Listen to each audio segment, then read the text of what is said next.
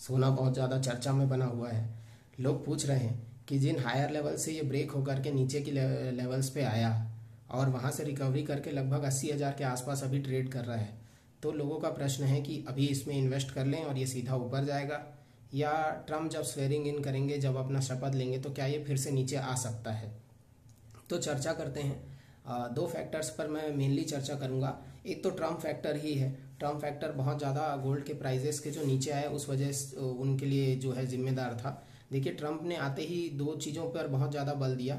आने का मतलब मेरा यह है कि जो चुनाव उन्होंने जीता उसके बाद भी और पहले भी वो वादा कर चुके हैं कि गाज़ा और इसराइल का जो युद्ध चल रहा है और यूक्रेन और रशिया का जो युद्ध चल रहा है, इन दोनों को रोकने का बहुत जल्द वो प्रयास करेंगे। वो उनका प्रयास रहेगा कि वो शपथ लेकर आएँ और कुछ महीनों में ही ये दोनों युद्ध रुक जाएं।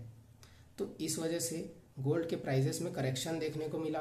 गोल्ड अपने निचले लेवल्स पर आने लगा क्योंकि स्टेबिलिटी आई, और शेयर मार्केट में भी ठीक ठाक स्टेबिलिटी देखने को मिल रही थी।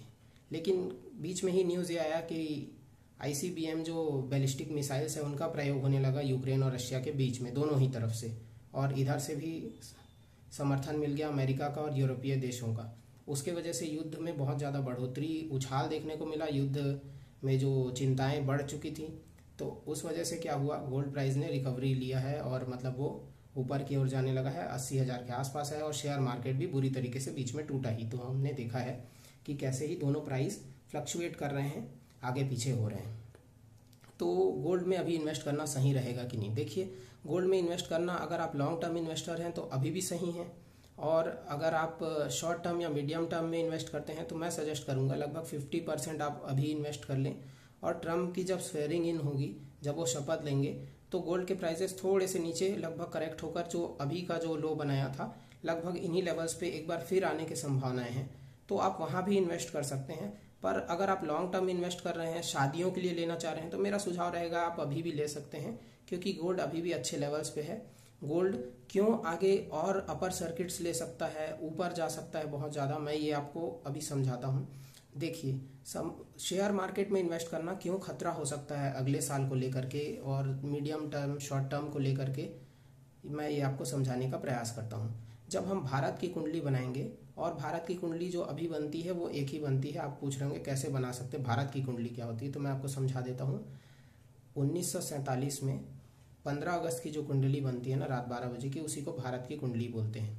मैं प्रयास करूंगा कि उसका स्क्रीनशॉट सामने लगा दूं, और जब आप दशा चेक करेंगे ना कि हम कौन सी दशा में चल रहे हैं, तो हम चंद्र की महादशा में चल रहे हैं। भारत जो देश है वो चंद्र की महादशा में चल रहा है, और ये मार्च है ना, मार्च 2025 के बाद सूर्य की अंतरदशा आ जाएगी। तो अब मैं इसको आपको समझाता हूँ। और जैसे ही मार्च के बाद सूर्य की अंतरदशा आ जाएगी, और लगभग सितंबर के आसपास, सितंबर में हम मंगल की महादशा में चले जाएंगे। ये दो क्यों समस्या देगा? देखिए, मनी का जो प्रॉब्लम है मार्च के आसपास से ही, जो फाइनेंशियल एस्पेक्ट है हमारे देश का और पॉलिटिकल स्टेबिलिटी है, इसमें प्रॉब्लम आना शुरू हो जाएगा जिस तरीके की दशा चलेगी। और हम जैसे ही मंगल की महादशा में जाएंगे, तो मंगल की महादशा तो आप समझ ही रहे हैं, मंगल की महादशा में युद्ध भी हो सकता है। आसपास के पड़ोसी देशों से तो हमारा टेंशन वैसे भी रहता है, वो टेंशन और ज़्यादा बढ़ेगा। तो मेरा ये सुझाव रहेगा कि लॉन्ग टर्म में आप गोल्ड में ही इन्वेस्ट करें। गोल्ड में इन्वेस्टमेंट बहुत अच्छा है। शेयर मार्केट्स लॉन्ग रन में बहुत ज़्यादा करेक्ट होते हुए दिखेंगे।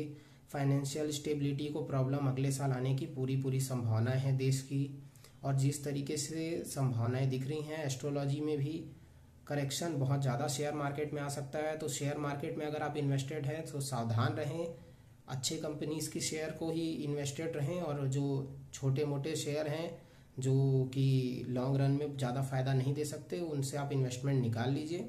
और गोल्ड बड़ा अच्छा है, आने वाले समय में 2 साल 3 साल के लिए गोल्ड बहुत अच्छा रन देगा, अपर सर्किट्स लगाएगा।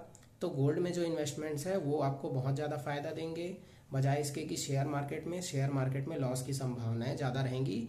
और जो शेयर मार्केट के अच्छे मंझे हुए खिलाड़ी हैं वो तो उसमें इन्वेस्टेड रह सकते हैं जिनको जानकारी है। अगर आप शेयर मार्केट का ज़्यादा जानकारी नहीं रखते तो सिंपल है, गोल्ड में इन्वेस्ट कीजिए, सेफ है, सिक्योर है, और आने वाले 2-3 साल में बहुत ज़्यादा अच्छे लेवल्स को पाएगा। लाख तो ये कुछ महीनों में ही लाख के जो लेवल है उसको छू जाएगा, लाख रुपए का जो लेवल है, और उसके ऊपर भी जाएगा। तो इन्वेस्टमेंट को लेकर ये सावधानी रखेंगे। मिलते हैं अगले वीडियो में। जय श्री राम।